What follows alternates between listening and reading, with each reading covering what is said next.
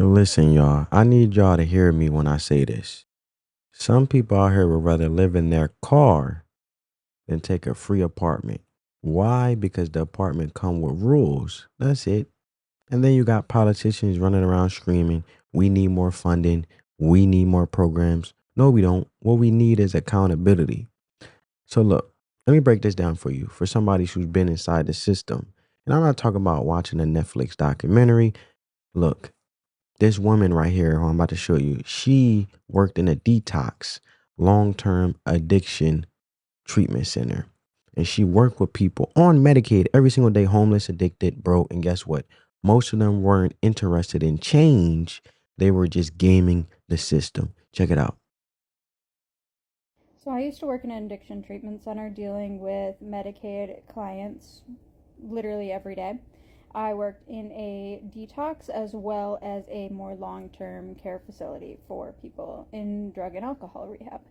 And about 90% of these customers, or clients we would call them, that we had in our programs were on Medicaid. Majority of them were not on commercial health insurance. The majority of them were not private pay.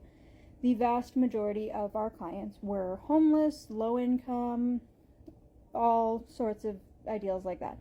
And I am from Minnesota, where we have very good treatment programs from the state and state funding for treatment programs.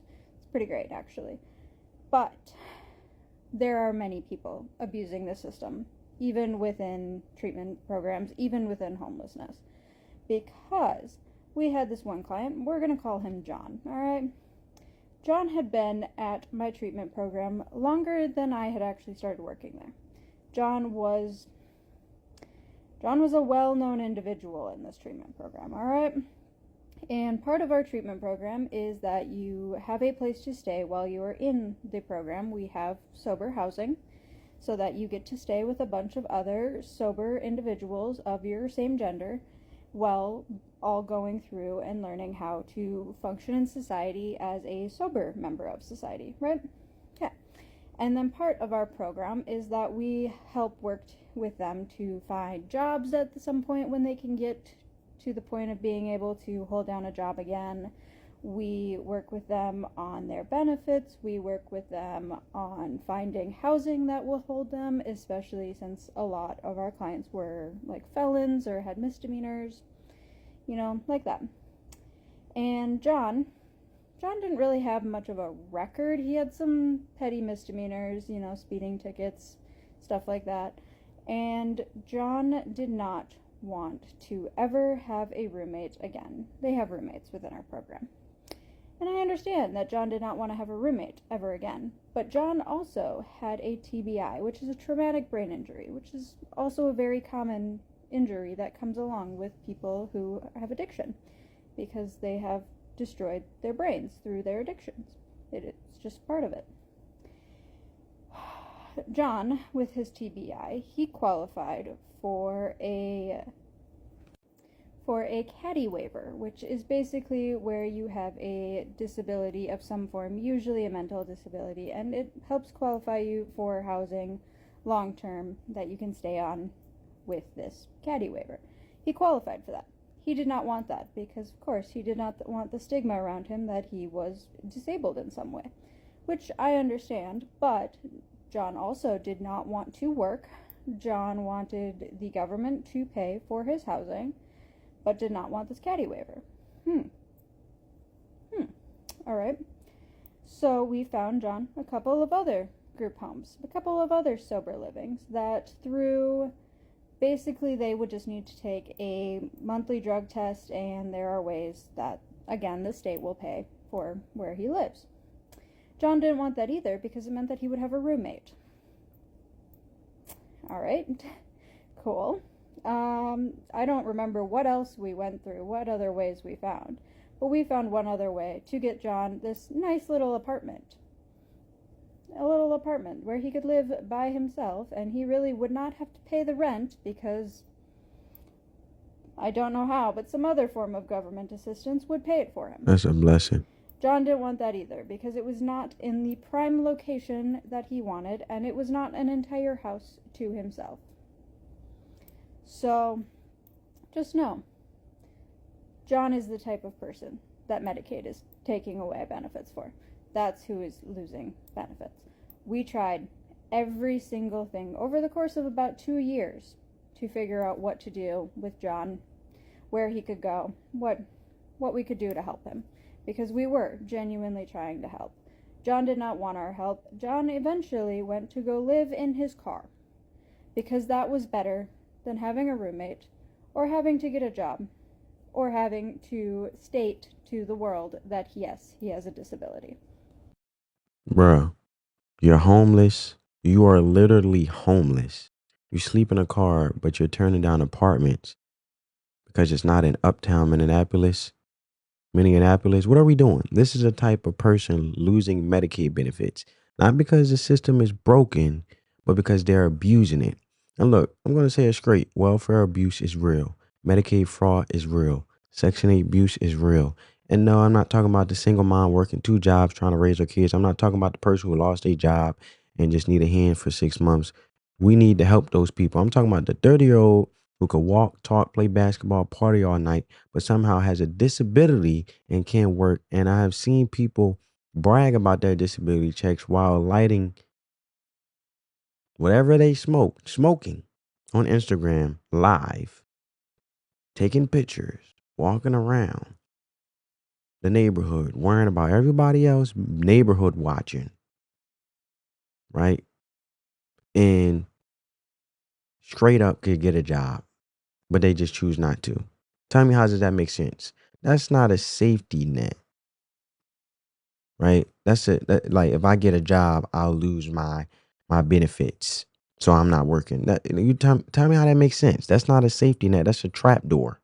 So here's where it get political. I don't care who this offends. Look, respectfully, you listen to Democrats and they tell you everyone who's struggling deserves help no matter what. No conditions, no rules, just unlimited benefits forever. But they never talk about the individuals who receive the help and should be great and be ungrateful about it. And they are blessed with help.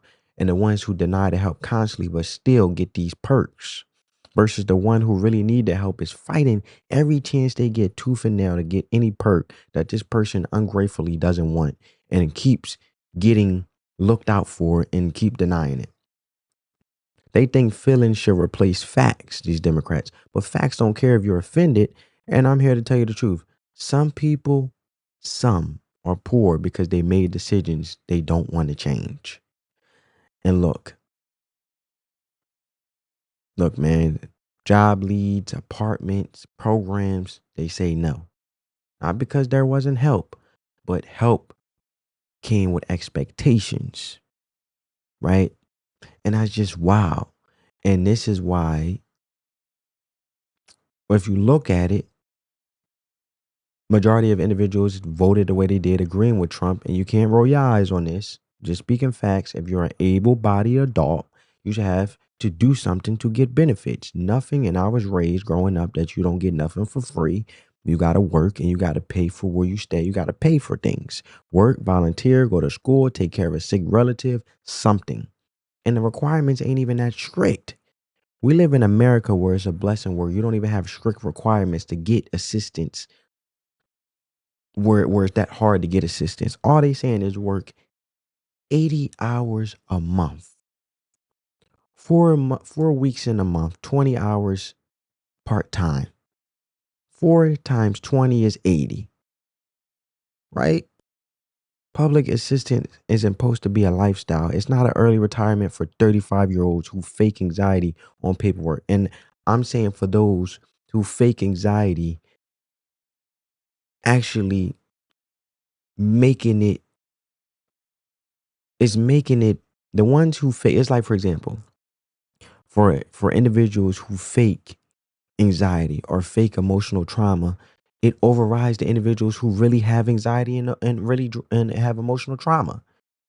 Because I've seen it firsthand. People get stuck in the system and they like it and they fake crazy. They get comfortable. They figure out how to keep the checks rolling in without having to grow or change.